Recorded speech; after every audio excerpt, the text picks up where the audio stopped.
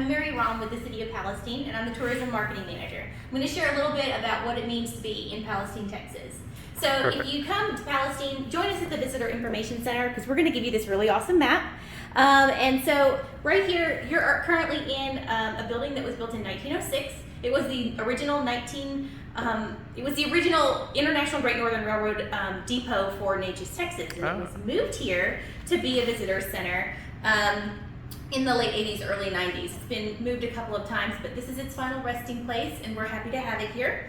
Next door to us is the Railroad Heritage Center. This is a 37 by 17 foot HO scale model train display. So it's about the size of a Matchbox car, but really, really detailed, so you can't miss it. So where is that? Right next door at the Railroad Heritage Center. Oh, okay, all right, perfect. Right I down can the check street. that out. So that's going to be right here. Scattered throughout our Main Street district, you'll see lots of sculptures. So on any given year, you'll see between 12 and 18 new sculptures.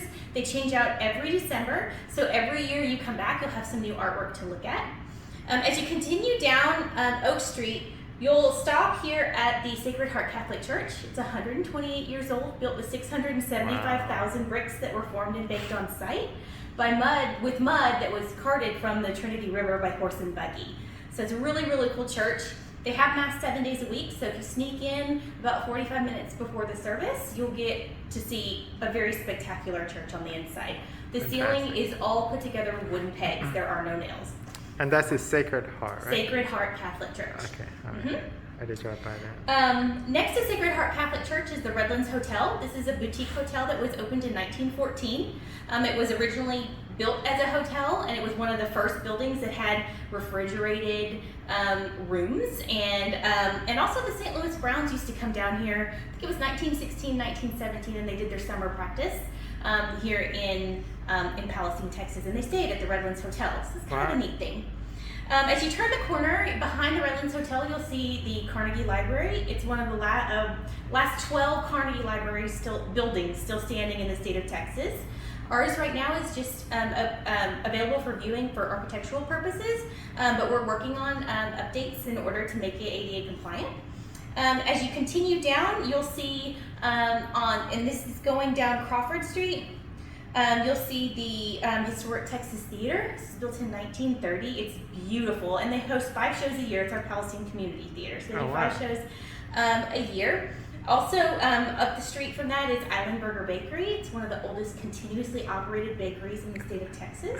They're known I did pass them. Yeah, they're known for fruit cakes, Texas pecan cakes, apricot cakes, but they also own Mary of Puddin Hill, so they're a chocolatier. So you've got chocolate dipped nuts, and candies, fudges, really, really good all-around dessert spot. Continuing on, our historic Main Street business district has a lot of boutiques and antique shops throughout the entire area.